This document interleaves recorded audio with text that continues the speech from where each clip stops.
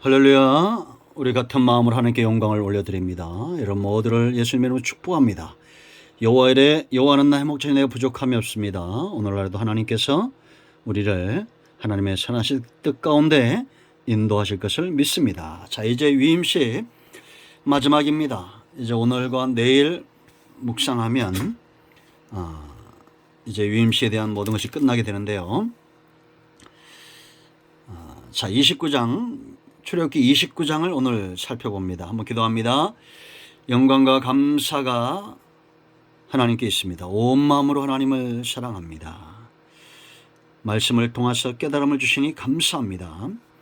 오늘도 출애굽기 29장의 말씀들을 열어주시고 우리가 이 시대에 하나님을 섬기는 온전한 제사장으로 하나님 앞에 서게 하옵소서. 종을 낮추시고 겸손하게 하시고 오직 말씀의 도구만 되기를 원합니다. 오늘도 말씀하실 하나님을 찬양하며 기다립니다. 예수님의 이름으로 사모하며 기도합니다. 아멘. 자, 29장을 한번 읽겠습니다.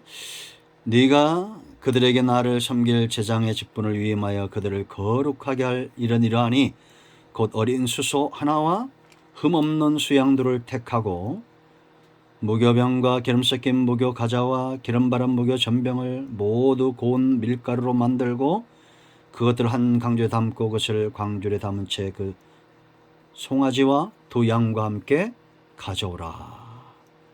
아멘. 자, 29장 전체를 읽어보시기 바랍니다. 먼저 이렇게 29장 전체 위임식을 지금 진행하고 있는데 요약하면 이런 겁니다. 제사장을 정결하게 구별시키고 의복을 입히고 그 머리 위에 관유를 부은 거예요. 이 관유를 부으면 이제 일반 백성이 아닌 하나님을 섬기는 제사장으로 구별된 겁니다. 할렐루야. 우리가 여러분 이미 몇 시간 동안 살펴봤지만 하나님 앞에 섬기고자 하는 자들에게 가장 중요한 것은 거룩함입니다. 기름이 부어져야 되기 때문에요. 하나님의 성령이 충만하게 역사하려면 성령이 우리 안에 역사하기 위해서는 이런 악한 죄와 그 허물과 이런 것들이 해결돼야 됩니다. 지금 어떻게 해결할 수 있습니까? 예수님을 믿음으로 해결되는 겁니다.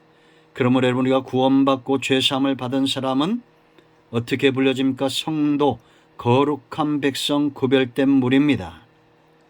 자, 이제 29장을 구체적으로 보겠습니다. 먼저는 제물을 준비하겠어요. 1절로 3절입니다. 이 제물이 왜 필요하냐? 이제 10절부터 속죄제와 번제와 화목제 이런 위임식에 드려질 제사를 위해서 미리 제물을 준비하겠습니다. 그러니까 여러분 이 유임식의 제사뿐만 아니라 우리가 하나님 앞에 드리는 모든 예배는 그 중심이 중요한 겁니다. 어떤 마음과 어떤 의도와 어떤 지각을 가지고 우리가 제물을 준비하느냐가 중요한 거죠. 그렇지 않습니까? 이 제물이 준비되어질 때 먼저 잘 준비되어져야 하나님이 기뻐하는 제사가 드려지는데 여기 보면 수소 하나, 속죄제를 위한 수송아지를 말해요.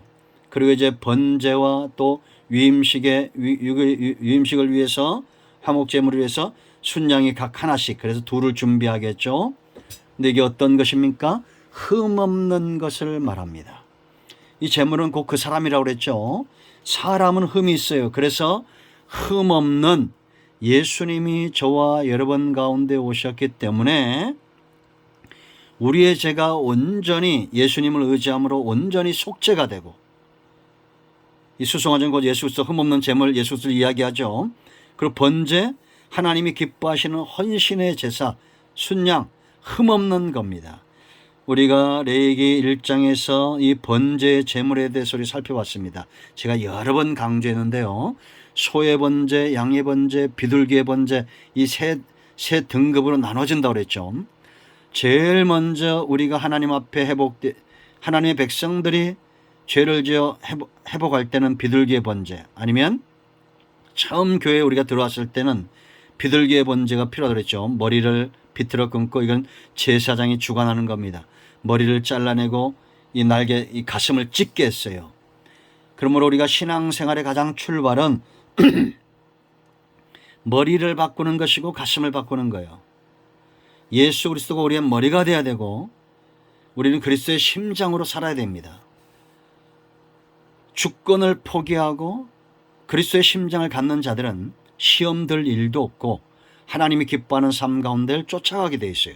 이 두 가지가 안 되기 때문에 신앙생활이 두 번째 단계로 나아가지 못하는 겁니다. 두 번째 양의 단계는 닭을 뜨는 거죠. 내가 가진 것을 떠서 하나님께 드리는 은사대로 달란트대로 섬기는 것을 말하는 겁니다.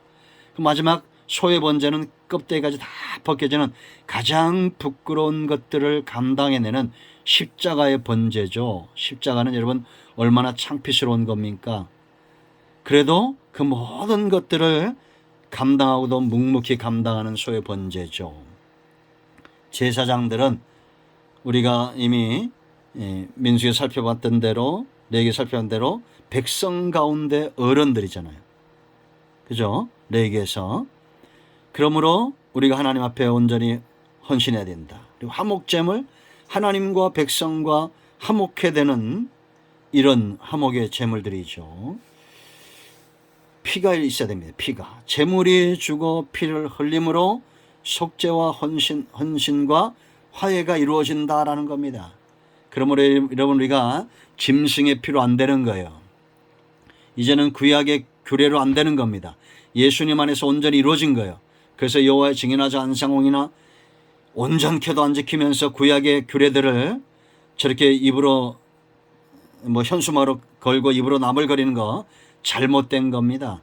예수님 안에서 이 모든 흠없는 제물이 온전케 되므로 이제 우리는 하나님 앞에 나아가 속죄함을 받고 헌신의 길이 열려지고 화목의 길이 열려진 거예요. 그 네 번째, 물로 씻었습니다. 정결케 한 겁니다. 우리의 영적인 것뿐만 아니라 이제는 우리의 육체도 깨끗하게 하나님 앞에 정결하게 드려진 거예요. 그래서 너는 아론과 그의 아들들을 회막문으로 데려다가 물로 씻기고 그랬습니다. 여러분 물두멍 기억나시죠? 번제단에서 양이 죽고 염소가 죽고 소가 죽어서 원죄가 해결되고 이제는 물두멍에서 물로 씻어서 세례받은 자, 자기 부인이라고 했죠. 우리는 날마다 하나님 앞에 세례받은 자로서의 삶을 살아야 됩니다. 자범죄 해결입니다. 주의 보혈을 의지하여 회개하기를 지체하지 않고 그런가 하면 이제 물로 씻듯이 우리의 삶을 늘 정결하게 준비시키는 겁니다. 그 5절, 6절, 8절, 9절에서 거룩한 옷, 성이 제사장의 옷을 입게 했어요. 우리가 이미 옷에 대해서는 살펴봤죠. 신분입니다. 삶입니다. 사역입니다. 이제는 구별된 거예요. 주어진 거예요. 임명된 겁니다. 위임된 거예요. 옷을 입음으로. 그 7절에 관유를 가져다가 그의 머리에 부어 바르고 그랬습니다. 이 제사장들뿐만 아니라 성막의 모든 기구에 기름이 발라졌는데 이제는 하나님의 것이 되었다는 거예요. 그래서 기름 부으심은 하나님의 것으로 구별된 걸 말하고 권위와 재능이 부어지는 것이고 성령 하나님의 내주하심을 이야기하는 겁니다. 얼마나 놀라운 축복입니까? 성령께서 함께 하실 때에 우리는 하나님의 것으로 구별될 수 있습니다. 더 강력한 힘이, 그래서 성도라고 그러죠. 죄와 사망보다 더 강력한 어둠이 어둠보다 더 강력한 그 힘이 우리를 구별시키는 능력입니다. 권위가 주어지고 성령의 나타남과 능력, 이 권위, 사탄의 역사가 떠나가는 역사가 있는 것입니다. 그리고 재능, 하나님이 주시는 지혜가 있는 거예요. 여러분 솔로몬은 지혜왕이죠. 세상 스펙으로 되는 게 아닙니다. 세상 지혜로 되는 게 아니에요. 하나님이 주시는 지혜. 솔로몬뿐만 아니라 믿음의 길을 걷고 하나님의 사역을 감당했던 수많은 구름 같은 허다한 믿음의 증인들과 사역자들이 하나님이 주시는 재능으로 감당했다. 그리고 성령의 내주예요. 인도입니다. 견인, 우리를 이끌어 가시는 능력이에요. 할렐루야. 그러므로 여러분 이 네 가지 요약하면, 한 번 더 요약하면 거룩하게 구별된 자들에게 관유가 기름 부어짐으로 하나님이 그들을 사용하셨다라는 겁니다. 우리 모두가 쓰임받는 은혜가 있기를 축원드립니다. 아멘. 할렐루야.